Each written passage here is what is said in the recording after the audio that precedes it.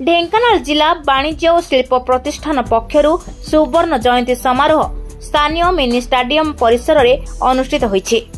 एही कार्यक्रम में मुख्य अतिथि भावे राज्य सरकार खाद्य जोगाण खाउटी कल्याण मंत्री कृष्णचंद्र पात्र, सम्मानित अतिथि भावे सांसद रुद्रनारायण पाणी, अध्यक्ष CAIT नुआदिल्ली ब्रिजमोहन अग्रवाल, ओडिशा वाणिज्य महासंघ संपादक सुधाकर पंडा, उप आयुक्त सेंट्रल GST ओडिशा प्रीतिरंजन नाथ, अध्यक्ष ढेंकानाल वाणिज्य और शिल्प प्रतिष्ठान संतोष रथ प्रमुख योगदान करथिले। सभापति वाणिज्य और शिल्प प्रतिष्ठान राजेंद्र कुमार दास अध्यक्षता करथिबा बेले अध्यक्ष सुवर्ण जयंती समारोह कमिटी विनोद अग्रवाल स्वागत भाषण प्रदान करथिले। एही अवसर में वरिष्ठ व्यक्ति मानक संबर्धना प्रदान करा जायतिला। शेष में प्रतिष्ठित कलाकार मानक द्वारा सांस्कृतिक कार्यक्रम अनुष्ठित होइतिला। चैम्बर ऑफ कॉमर्स ढेंकानाल 50 वर्ष पूर्ति आज करिछि। मते बहुत खुशी लागुछि। मते आज से अतिथि हिसाब से डाकी मोर सौभाग्य सहित बसवा सुजोग माइली एवं आमे अनेक विषय आलोचना कलु एवं आम लक्ष्य अनेक ढेंकानाल को केमती विकसित जिला करवा समस्त सहयोग आमे चाहूचु। समस्ते सहयोग कले गोटे विकसित जिला हो पार। ढेंकानाल विकसित हेले ओडिशा विकसित हो पार। ओडिशा विकसित हेले भारत विकसित हम।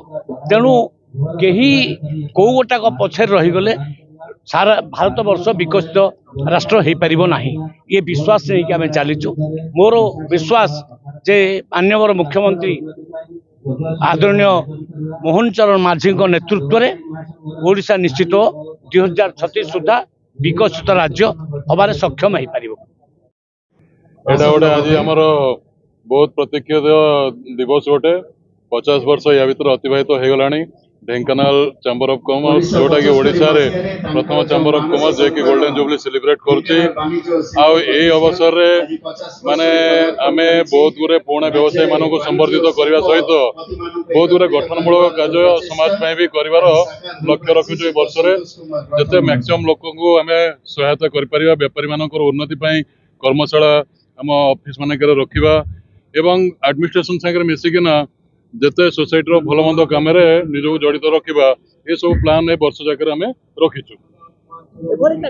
एटा गोल्डन जुबली सेलिब्रेशन आम तो सब मंत्री MP मान को लेकिन आज आम मीटिंग कले किंतु पर मुहूर्त आम डिसाइड कलु जे गोटे जिते एत बड़ आयोजन होची बहुत देश ओडिशार विभिन्न प्रांतर लोक मैंने आसुचंती तेज सांस्कृतिक कार्यक्रम भी रहा दरकार। तेणुक आज आम भुवनेश्वर लेवल भल भल सिंगर मान को लेकिन सांस्कृतिक कार्यक्रम भी रखार प्लानिंग रखीचु।